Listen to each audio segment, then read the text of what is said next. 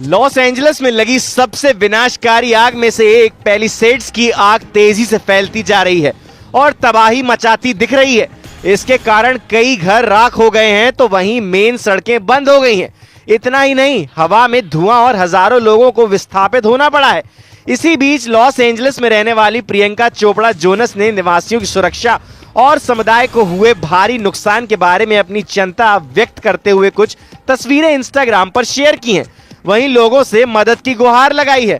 अपने emotional post में आग से हुए भारी नुकसान और जले हुए घर की तस्वीरें शेयर करते हुए एक्ट्रेस ने इंस्टाग्राम पर लिखा, आई लव यू एलए, मेरा दिल बहुत भारी है, जबकि मैं अपने परिवार की सुरक्षा के लिए बहुत आभारी हूँ। हमारे बहुत से दोस्तों, सहकर्मियों और साथी एंजेलिनोस ने बहुत कुछ खो दिया है। इस आग ने अनगिनत परिवारों को विस्थापित कर दिया है और पूरी कम्युनिटी को तबाह कर दिया है, जिसके कारण पुनर्निर्माण और सहायता की बहुत जरूरत है। अमेरिका के कैलिफोर्निया के लॉस एंजलिस में जंगलों की आग अब भी पूरी तरह नहीं बुझ पाई है।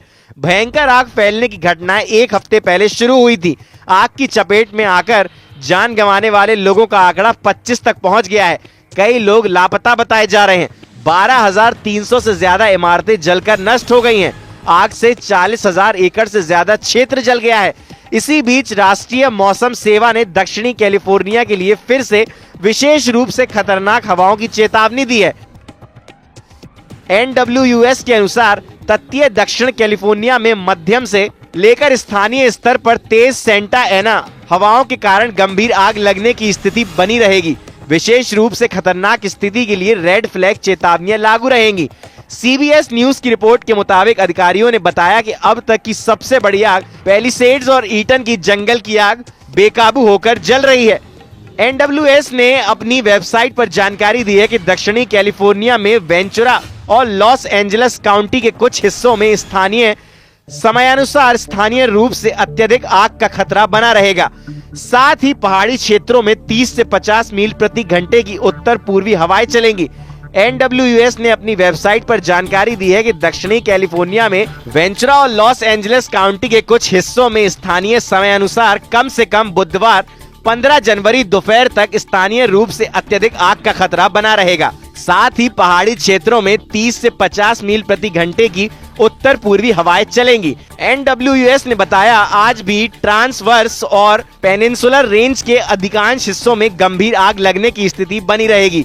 हालांकि हवा के झोंके वेंचुरा और लॉस एंजलिस काउंटी की तुलना में उतने मजबूत नहीं हो सकते हैं, लेकिन आग के तेजी से बढ़ने, स्थानीय स्तर पर पेड़ों के गिरने और बिजली गुल होने की संभावना अब भी बनी रहेगी।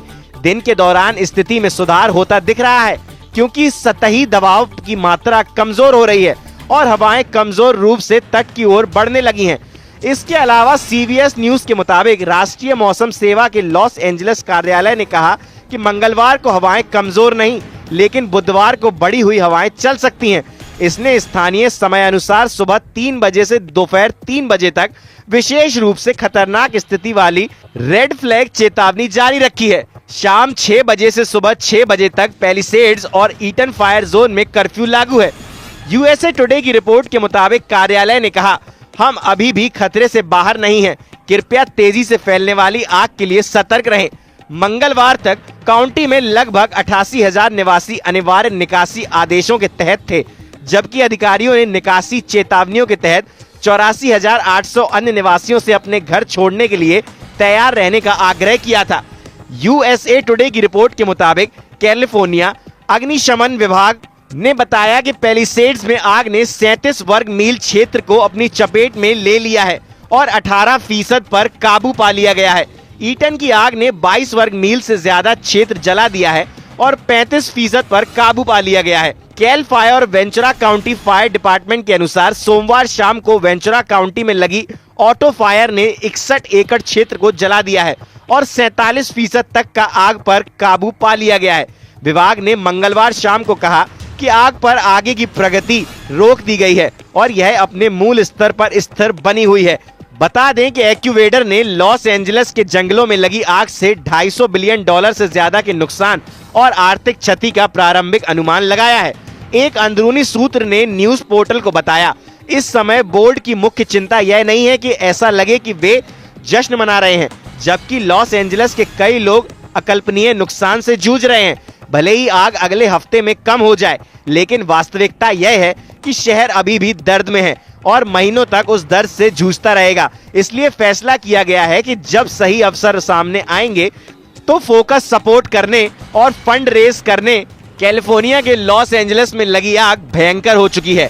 हजारों लोगों को रिहायशी इलाकों से निकालकर सुरक्षित स्थानों पर ले जाया गया है। लॉस एंजलिस में लगी आग में कई मशहूर हस्तियों के घर जले हैं। बॉलीवुड सितारे भी सोशल मीडिया पर अपना दुख जाहिर कर रहे हैं। कई लोगों की जान भी जा चुकी है। हालांकि academy of motion picture arts and science ने कथित तौर पर इन दावों को खारिज कर दिया है।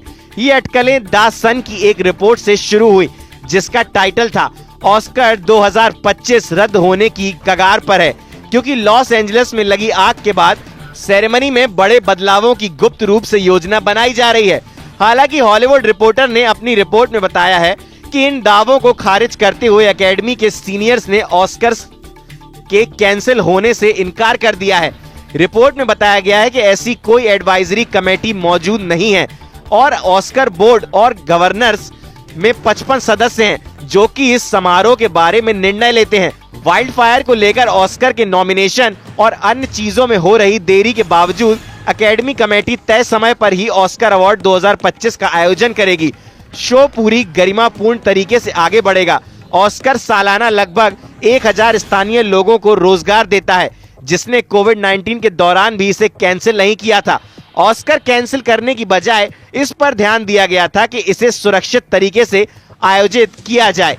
जब साल 2021 में पूरी दुनिया लॉकडाउन में थी, तब भी अवार्ड सेरेमनी को रद्द करने के बजाय 2 महीने के लिए टाल दिया गया था। हालांकि Tom Hanks, Emma stone, Meryl Streep और स्टीवन स्पीलबर्ग जैसे सितारों की अगुवाई में ऑफिशियल एकेडमी अवार्ड अब एलए में हालातों की निगरानी कर रहा है, ताकि तय किया जा सके कि शहर में तबाही के कारण सेरेमनी को रद्द करने की जरूरत है या नहीं। इस आग की वजह से इस सेरेमनी को संभावित रूप से रद्द करने के लिए एक सीक्रेट आकस्मिक रणनीति को प्रेरित किया गया है।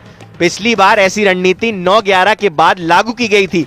खबरों की माने तो एक सोर्स ने बताया, इस समय सभी लोगों की चिंता यह नहीं है कि ऑस्कर अवार्ड्स तय समय पर हो, बल्कि लोगों का मानना है कि लॉस एंजलिस के लोग एक भारी नुकसान से होकर गुजर रहे हैं।